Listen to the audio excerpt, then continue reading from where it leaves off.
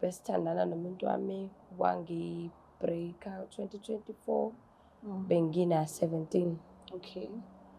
Manje emva kwalokho ngamdinela-ke ngokuthi sasivumelene ngokuthi uzolinda ngize ngibe na 21. Okay. Wangakwazi ukulinda. Ngadina lokho manje ngamdinela ngamkhulumisa. Ngahlala ngingajoli waqhubeka manje usejola nomunye umuntu useyabhema izinto ebengazenzi uyabhema uyaphuza unanokulala nasestradini mesedakiwe kakhulu abantu bayangitshela. Okay. Manje ngibhalela ngizocela usizo. Okay.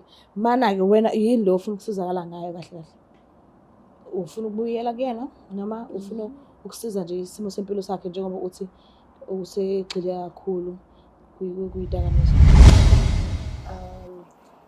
Ngibhalele la ka-Black Life TV ukuthi bengisize ngale ndaba yakho ukuthi emveni kokuthi sixabane sobabili wena ugcine sowumuntu osebenzisa idakamizwa ophuza njalo waze waphelelwa nawo umsebenzi ongasayinakile impilo yakhe. Nokuthi ngoba ngangikudinela hhayi ukuthi ngoba hhayi ukuthi bengingasakuthandi bengikuthanda kuphela bengisadinwe yileya nto ukuthi saphola isivumelwano esasivumelene ngaso. Ingakho ngibalelela ngifuna ukuthi silungise izinto. Ngiyakuzwa iminyaka emingaka pho ngoba phela mina ngabona ukuthi wena uma ngikhuluma nawe usanginaki ukuthi hhayi kushuthi awusangifuni okanye ngikuphoxile ngendlela engenza ngayo. Bengisadiniwe bengisafuna kube nesikhathi nje bengithi ngabe uzoqhubeka undicenga size sibe right. Bengingazi ukuthi uzogcina uso-give up usuthola omunye umuntu ngaphandle kwami. Ngisebenzi manje ngiyasebenza. So mhlambe usey'nhlelweni zokubheka umsebenzi or uyihlalele nje? Hayi mina ngisazamazama. Okay, so if uyawuthola uzokwenza izinto e-right ngendlela e-right kubo kubazali bakhe?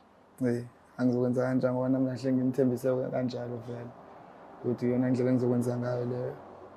Okay, lo othandana naye manje? Ngoba phela lona engithandana naye manje asengichitha nje nami sengine-stress nami ngazi ukuthi angenzeni yabo. Okay. Ngidinga nje umuntu ongakhona eduze kwami nami ozongithanda okanye mhlampe. Kodwa ngoba vele naye ngamtshela phela ukuthi benginomuntu qha nje nakuthi-ke saxabana kwenzeka ngendlela kwenzeka ngayo kodwa bengisamthanda kodwa-ke manje move on kusho ukuthi phela ngikhulume naye futhi qhubeke nomuntu wami ngendlela engimthanda. Uyamazi ukuthi uyakwamukela? Yebo ngiyamuzwa. Ufila kanjani? Kuyangijabulisa ukuzwa lokho. Bengingalindele ukuthi lapho uzovuma kalula ukuthi ngibuyele empilweni yakhe njengoba esenomuntu athandana naye. Okay.